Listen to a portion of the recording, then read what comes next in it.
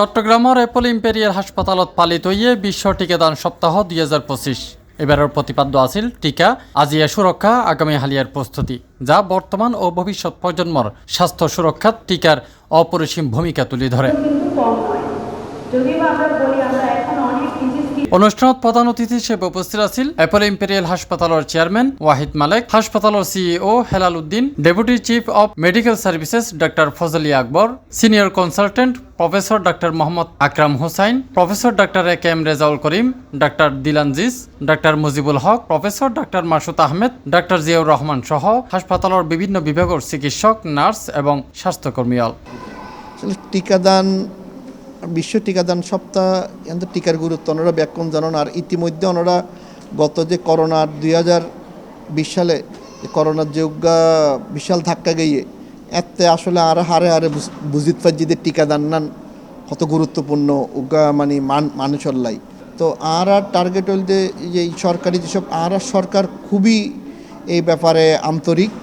আর দেশত আর at least free টিকা ফাইর বাচ্চল সরকার বহুত আগাইয়ে এসছে এবং এই টিকাদানের ব্যাপারে সত্যি আসলে সরকারের টিকা এখন আসলে টিকার মাধ্যমে আমরা অনেক সরকারিভাবে ডিজিজের বিদ্যুৎ টিকা দিই কিন্তু ধারণা বহুত রুক্ষম। এর বাইরেও অনেক টিকা আছে, নতুন টিকা বাইরেই ইন সম্পর্কে মানুষ জানা পেলা। বিশেষ করে আর এখন টাইফয়েডের টিকা আছে বা মহিলা টাইফয়েড হয়েছে, এই ফক্সের টিকা আছে। ফক্স হলেই 2 সপ্তাহ বিছনাথ পরিধান পরিবেশ করে যায়, 3 বাচ্চা বিভিন্ন রকম নিউমোনিয়ার টিকা আছে, এগিন মারণ করিব আর কি।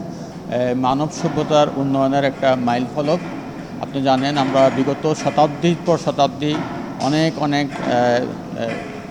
জনপদের জনগোষ্ঠী কমিউনিকেবিলিটি সংক্রামক ব্যাধি এবং বিভিন্ন ইনফেকশাস ডিজিজে মারা গিয়েছে। আমরা এই সমস্ত ডিজিজগুলোকে টিকার মাধ্যমে জয় করে ফেলেছি।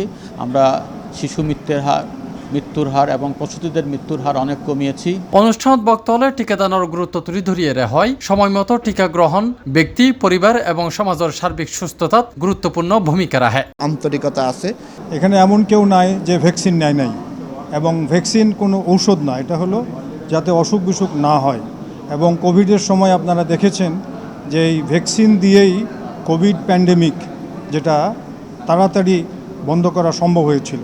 আর কোভিডের পরে আপনারা শুনেছেন 1 বছরের মধ্যেই ভ্যাকসিন আবিষ্কার হয়ে 1 বছরের মধ্যে সারা দুনিয়া সবাইকে ভ্যাকসিন দেওয়া সম্ভব হয়েছিল। এখনও বাংলাদেশে কিছু লোক কুসংস্কারের বসে ভ্যাকসিন নিতে চায় না, বলে যে না, রোগ ব্যাধি দেওয়ার মালিক তো আল্লাহ। আসলে বলতে গেলে টিকাটা এমন একটা ব্যাপার যে এটা prevention is better then cure. অর্থাৎ ভালো হচ্ছে যদি আপনি একটু প্রিপারেশন নেন তাহলে কিন্তু খুব উপকার হয়। কারণ বিশেষ করে বাচ্চা থেকে শুরু করে এখন বয়স্ক সবাই কিন্তু এটাতে এখন উদ্বুদ্ধ হচ্ছে। আমরাও চাচ্ছি যে এটা সবাই একটু উদ্বুদ্ধ হোক, কারণ টিকাটা নিলে অনেকগুলি রোগ থেকে বাঁচা যায়।